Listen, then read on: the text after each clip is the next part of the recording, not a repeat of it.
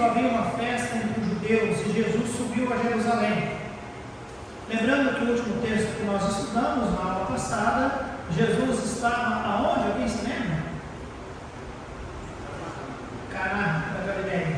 Tá bom? Porém, agora ele volta para Jerusalém. Tá bom? Versículo 2. Ora, em Jerusalém, próximo à porta das ovelhas, um tanque, chamado em hebreu Betesda, o qual tem 5 alpeias. Neste jazia grande multidão de enfermos, cegos, mancos, ressecados, esperando o movimento da água.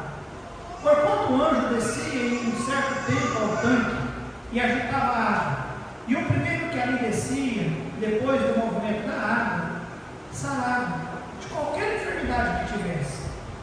E estava ali um homem que havia 38 anos se achava enfermo. E Jesus, vendo este deitado e sabendo que estava neste estado havia muito tempo, disse: Queres ficar são? O enfermo respondeu: Senhor, não tenho homem algum que, quando a água é agitada, me ponha no tanque, mas enquanto eu vou, desce outro antes de mim. Jesus disse: Levanta-te, toma o teu leito e anda. Logo aquele homem ficou são e tomou o seu leito e andava. E aquele dia era sábado.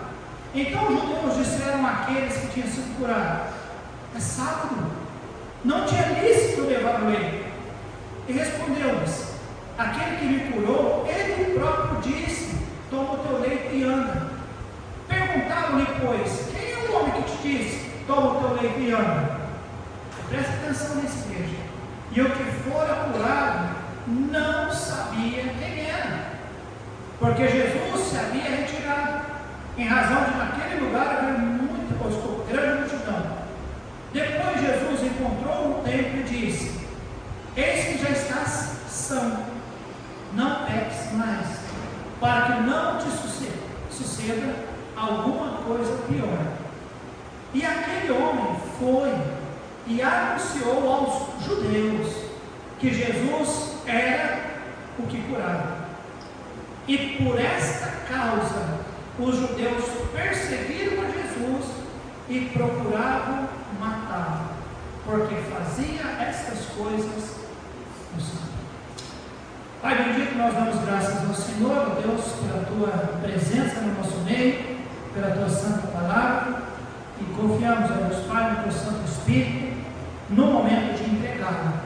Ajuda-nos, ó Deus, a transmiti-la, ajuda os nossos amados irmãos a ouvi-la, ó Deus, poder refletir, meditar, tirar lições para suas vidas, aplicar no seu viver.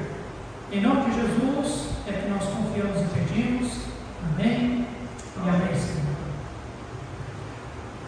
Muito bem, amados, nós temos estudado toda quarta-feira o Evangelho de João, e nós poderíamos dizer, irmãos, que João ele tem uma maneira diferente de descrever Jesus Cristo. Nós poderíamos intitular em cada uma das lições que nós temos visto, nós poderíamos ver que João dá um título para Jesus. Em um momento diz Jesus, o Verbo de Deus, Jesus, a luz do mundo, Jesus, o Cordeiro de Deus, Jesus, o próprio Deus. E nessa noite nós poderíamos até dizer Jesus, um grande médico. Fato é, irmãos, que João descreve Jesus de uma maneira tão especial que ele consegue atribuir a Jesus todos os atributos que nós conseguimos encontrar na pessoa do Deus Pai. João, ele faz questão de colocar Jesus como tendo os mesmos atributos. No Evangelho de João nós podemos entender e encontrar algumas expressões que Jesus usa de si mesmo, e João relata como expressão muito forte, como o próprio eu sou. Em alguns momentos Jesus é descrito por João naquela forma: eu sou a luz do mundo, eu sou quem fala convosco, eu sou a videira, eu sou o caminho, a verdade, a vida, eu sou a ressurreição, eu sou o pão da vida. Então são várias as expressões que João, ao escrever, ele coloca como sendo atributo do Pai, mas cabe muito perfeito na vida e na pessoa de Jesus Cristo.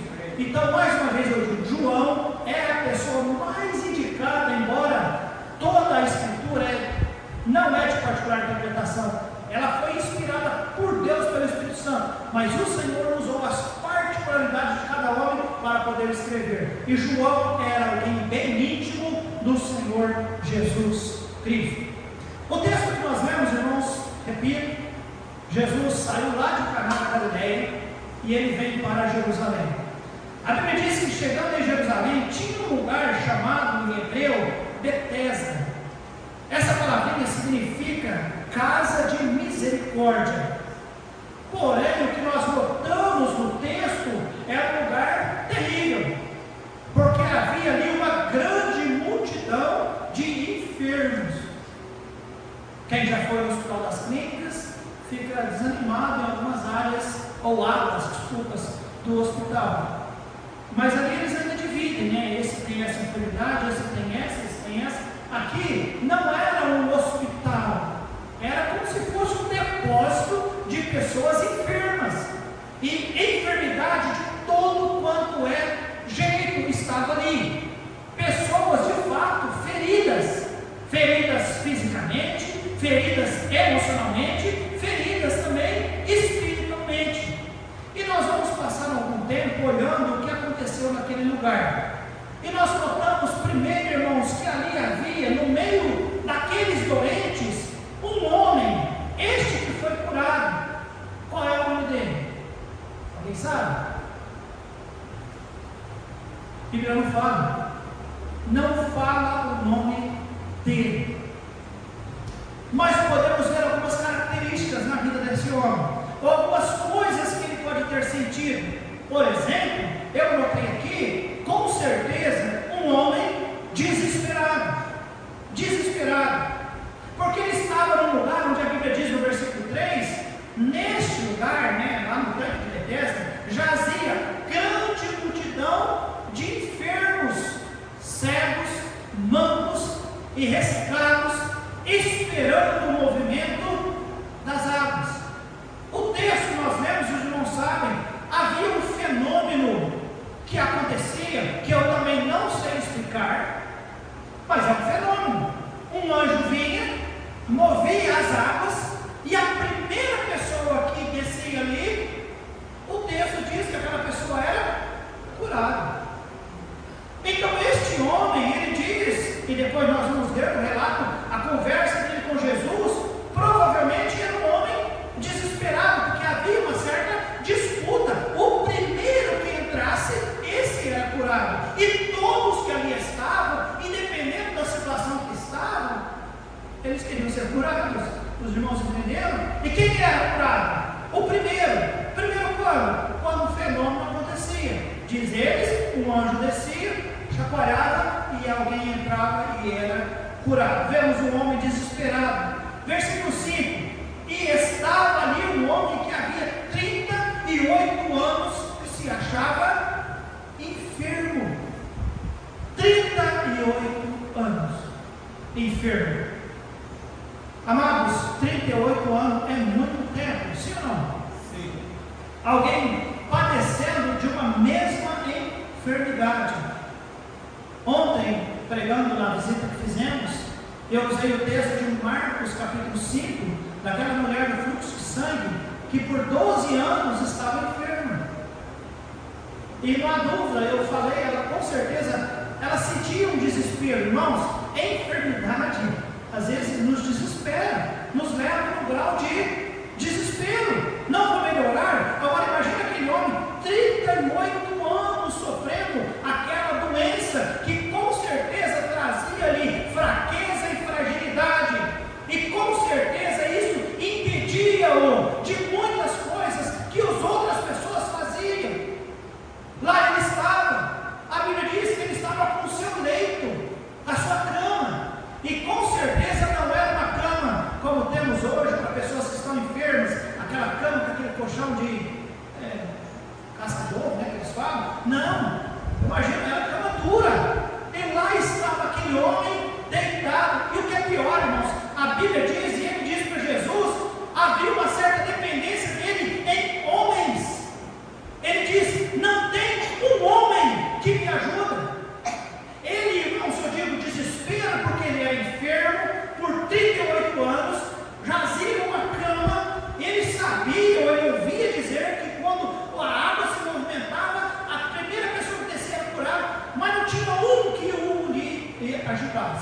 Então, amados, que tristeza depender de pelo menos um homem, e não tinha um homem. Tudo bem, está certo que muitos deles ali queriam. Agora Jesus chegou naquele dia e ele já vai direto naquele lugar. Será que não tinha qualquer outra pessoa? A Bíblia diz que era uma festa em Jerusalém. Não tinha uma alma com bom coração para ir também lá naquele lugar que Jesus naquele dia decide ir. Os irmãos começam a pensar sobre isso para poder ajudar pessoas. Não tinha. Então nós vemos aquele homem, irmãos, decepcionado. Versículo 7 diz, João 5, 7.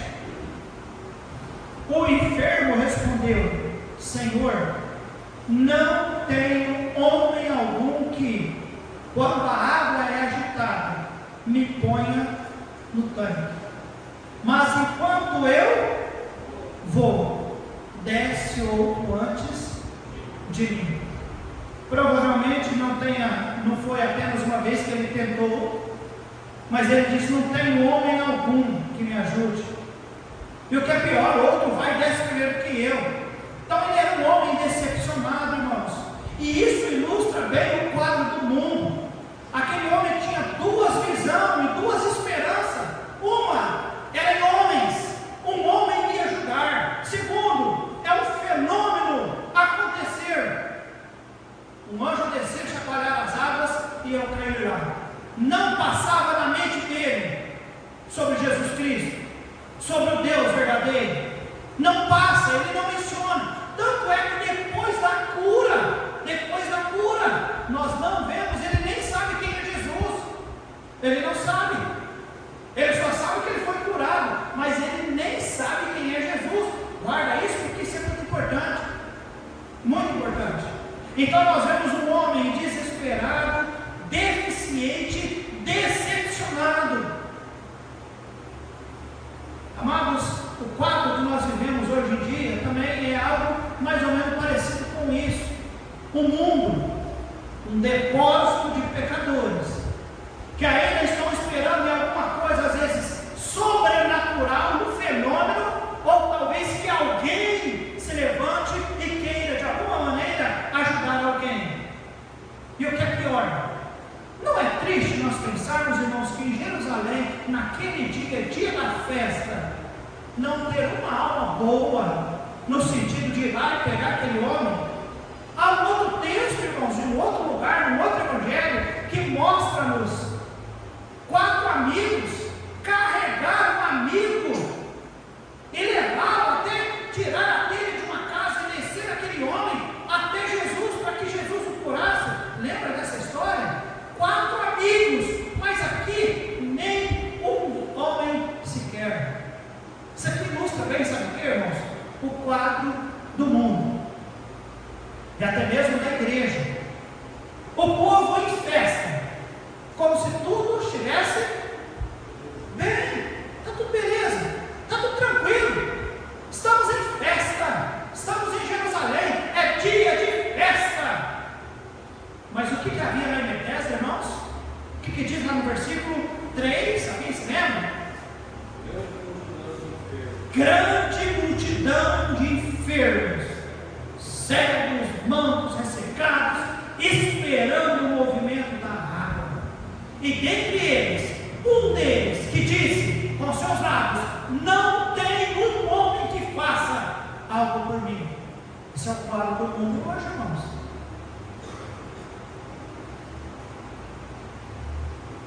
A gente não consegue perceber, né? Falta a percepção, mas sobra o entendimento pela palavra. O que diz a Bíblia acerca daqueles que não conhecem Jesus como Salvador? Estão andando desgarrados como ovelhas que não têm pastor, e eles estão indo para onde? Para a perdição eterna, estão indo para o inferno. É como aquele homem. Agora, aquele homem, ou aqueles homens que estão perdidos, eles não têm a percepção de quem é Jesus, e que Jesus pode, e que Jesus tem poder, amém, amados, para poder ajudá-lo. Agora, o perdido não sabe de Jesus como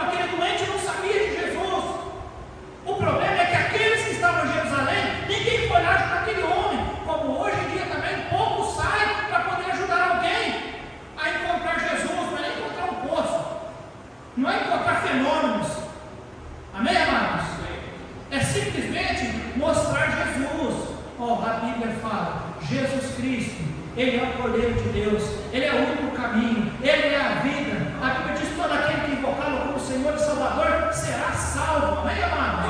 João 3,16, simples assim. Simples assim.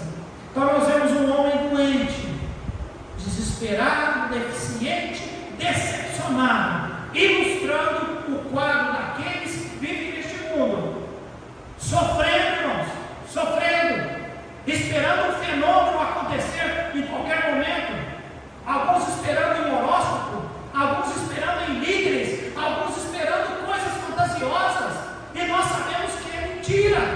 Quem é que salva? É Jesus. Quem é que dá a verdadeira paz? É Jesus. Quem é que cura a alma das pessoas? É Jesus, amém, amados? Segunda coisa que nós vemos Jesus. Nós vimos o homem doente e nós vemos Jesus, versículo 6. E Jesus, vendo este, de que forma deitado? Deitado. E sabendo que estava neste estado havia muito tempo. Jesus, irmãos, eu coloquei em primeiro ponto um homem doente, né? E depois o segundo eu coloquei um Messias bondoso. Nós vemos Jesus indo até ele, amados.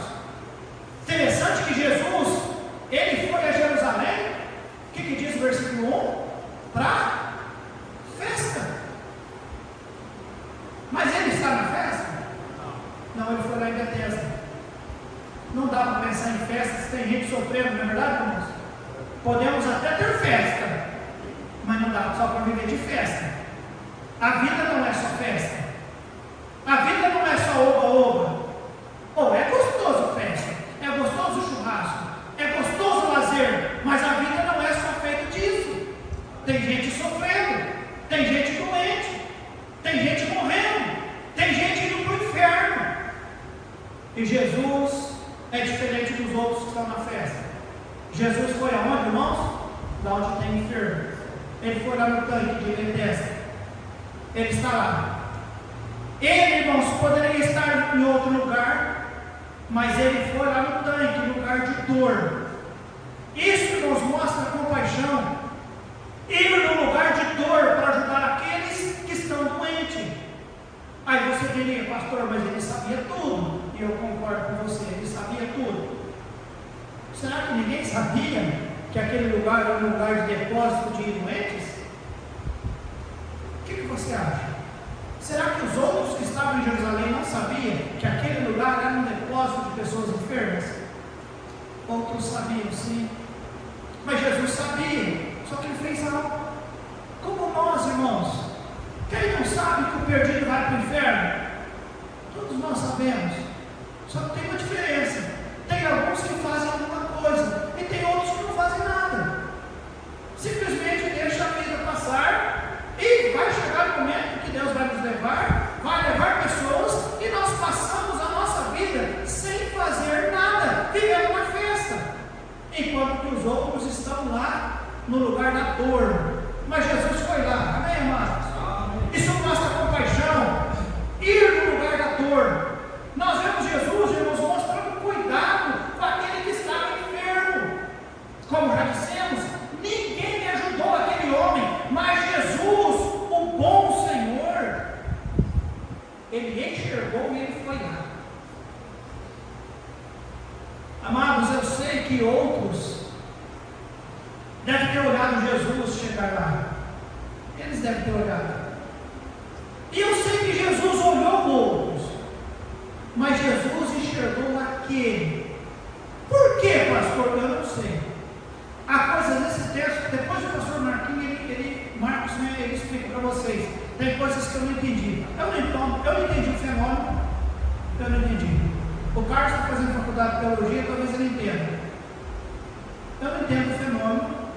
Eu sei que no Velho Testamento Deus agia de algumas formas diferentes que no Novo Testamento.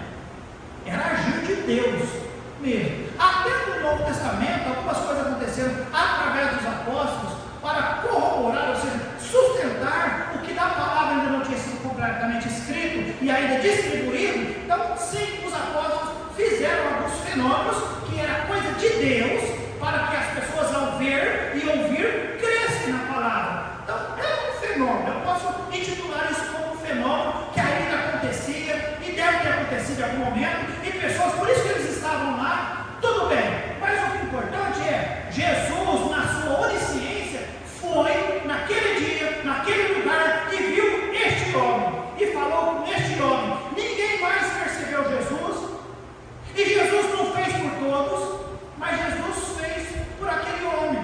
Eu posso dizer, Jesus, amados, ele é onisciente, amém, amados? Ele é perfeito. Nós não podemos escolher quem fazer, mas Jesus muito bem sabe por que ele escolheu aquele homem, e falou com aquele homem, e ajudou aquele homem. Jesus sabe. Jesus sabe. Então nós vemos primeiro um homem doente, desesperado, deficiente e decepcionado. Depois nós vemos o Messias bondoso que vai aos enfermos e tem cuidado dos enfermos. E em terceiro e último lugar, nós vamos falar sobre um milagre maravilhoso que aconteceu. Jesus faz a ele uma oferta. O final do versículo 6. O que é que Jesus diz àquele homem, igreja? Queres ficar são? Oh, você quer ficar são? Uma pergunta óbvia demais, não é verdade, irmãos? Alguém doente, 38 anos, e Jesus chega e pergunta para ele: não, você quer ser curado? Interessante que Jesus fez essa mesma pergunta para outros que estavam enfermos também. Bartimeu, ele tinha uma enfermidade, aqui você lembra? Era cego. E o que Jesus pergunta para ele? O que você quer? O que você quer que eu te faça? Senhor, que eu veja. Senhor, Jesus fazia duas perguntas, irmãos, óbvias. Mas tem um fundo muito especial, irmãos, porque o versículo nos diz, versículo 6, né? Queres ficar são? Jesus queria conhecer o coração daquele homem. E qual era o coração daquele homem? Versículo 7.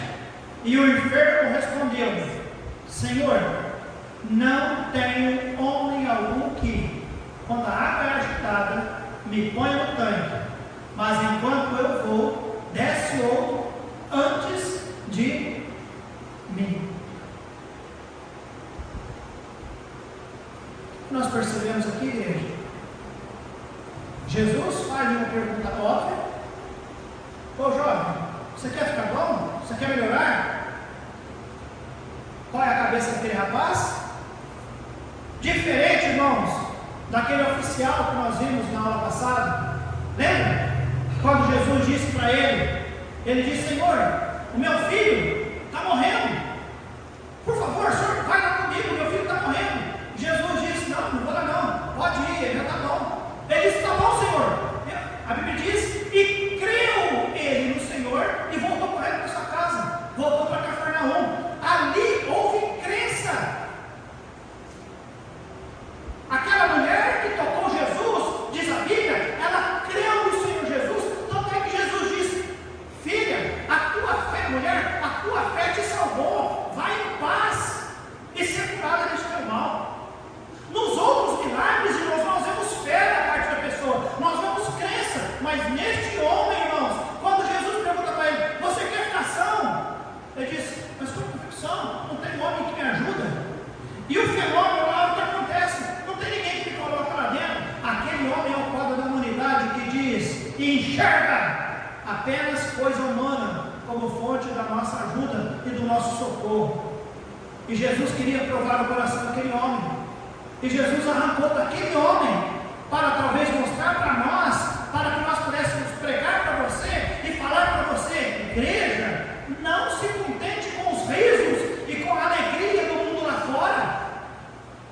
Eles não estão alegres por causa de Jesus, eles estão alegres por causa das coisas que os homens estão providenciando para eles. Porque se tivesse uns 4 ou 5 homens naquele dia que pegasse aquele homem antes de Jesus e jogasse ele naquele tanque para ele sair curado dali, estava tudo bem, ele estaria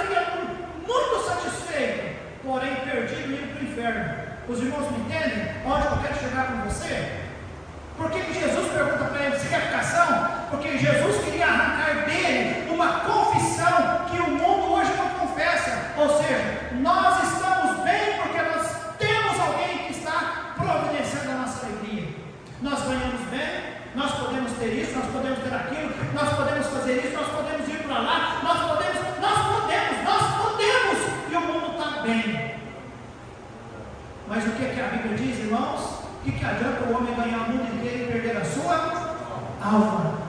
Ontem nós ouvimos isso na nossa visita. Nós nunca esperávamos algo dessa natureza acontecer. Realmente não espera, mas acontece. Chega um momento que nós percebemos que tudo que o homem, e quando eu digo não é apenas o homem providenciar para nós, tudo que nós, homens, humanamente falando, providenciamos para nós, e que parece que é tão seguro, que é tão prazeroso, e que nos satisfaz 100%, sem Jesus, não é nada. Não é nada. E aí nós vemos, irmãos, aquele homem. O resumo, ele disse, não tem jeito, porque ninguém me ajuda a entrar no tanque. Aí nós vemos a ordem de Jesus. E qual é a ordem de Jesus? No versículo 8, e Jesus disse: levanta-te, toma o teu leito e anda. Mas anda? Sim, anda. 9. Logo aquele homem ficou são e tomou o seu leito e andava. Gente, alguém acamado por 38 anos consegue simplesmente se levantar e sair andando? Sim ou não? Não consegue, a não ser se for um grande milagre do Senhor.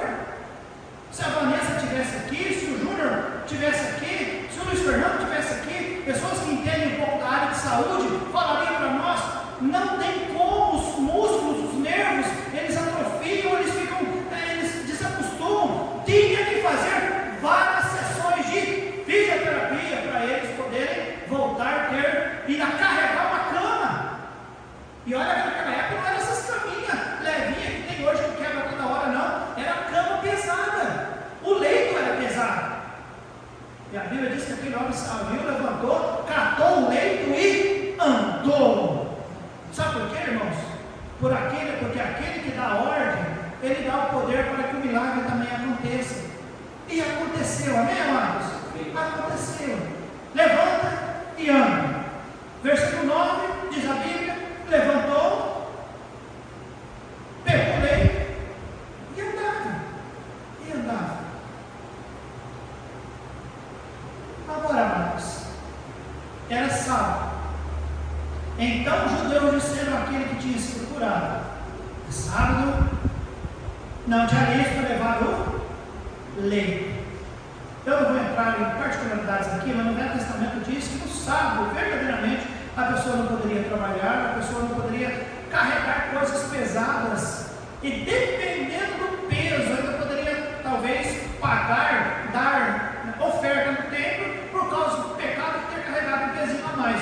Mas nesse caso aqui era morte, era apedrejamento, carregar um leito. O leito pesava muito.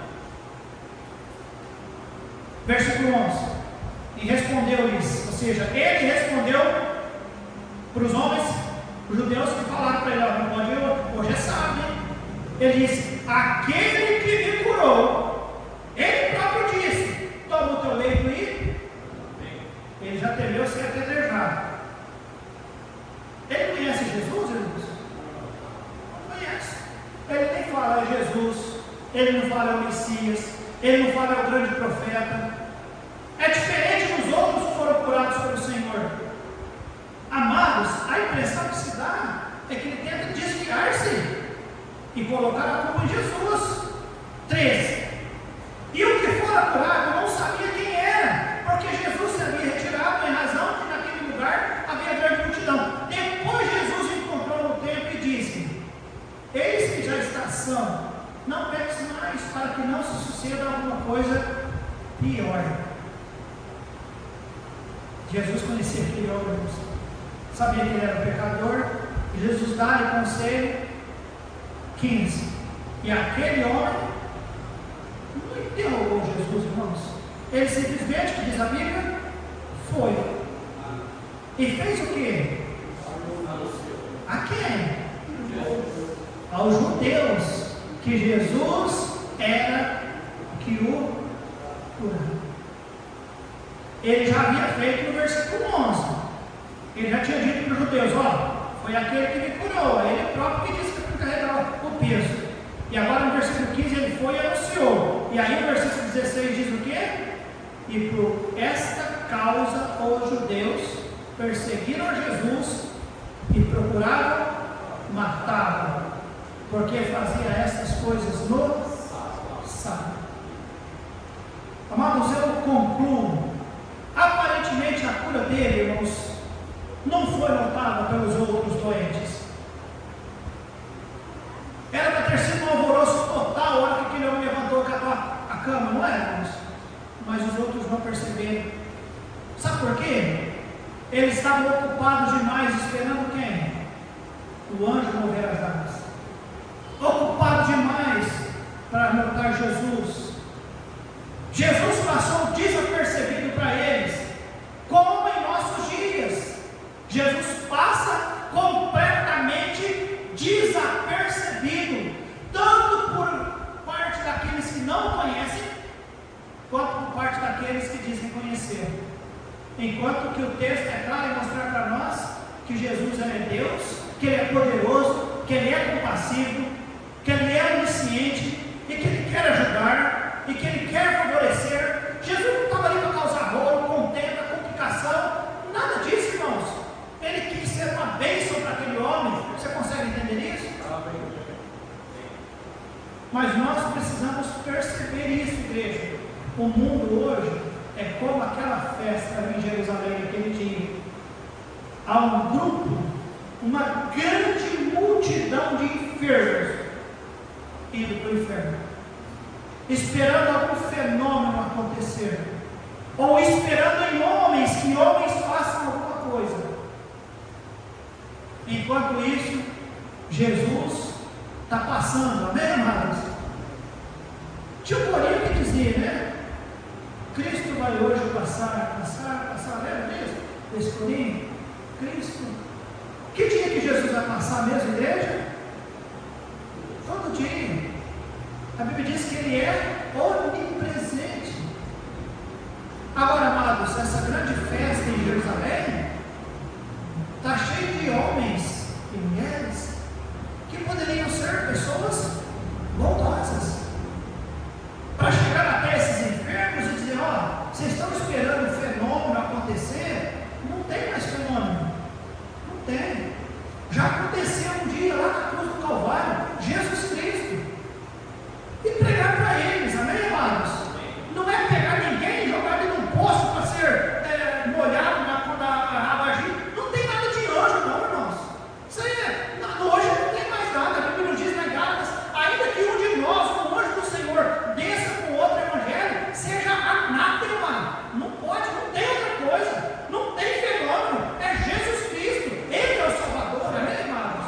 E Ele não quer apenas curar fisicamente. Ele quer curar a enfermidade da alma, do espírito. Ele quer dar vida e vida eterna, amém, amados? Mas este mundo é exatamente como Jerusalém naquele dia. Alguns participando de uma grande festa, enquanto outros estão morrendo enfermos. E falta alguém que possa fazer algo por eles. E fazer algo por eles não é esperar um anjo, não é esperar pessoas, mas é apontar Jesus Cristo. Amém, amados? Este milagre, irmãos, demonstra para nós graça e misericórdia, porque Jesus foi gracioso para aquele homem, porque aquele homem não pediu, não buscou. Jesus foi misericordioso com aquele homem, porque aquele homem não merecia. Aliás, talvez se eu estiver errado, o Senhor me perdoa, eu percebo uma certa ingratidão por parte daquele rapaz. Praticamente eu entendo, ele não foi salvo. Não vemos crença, não vemos fé. Os outros milagres, você vê pessoas depositando fé em Jesus, mas este homem não tem fé, não tem crença.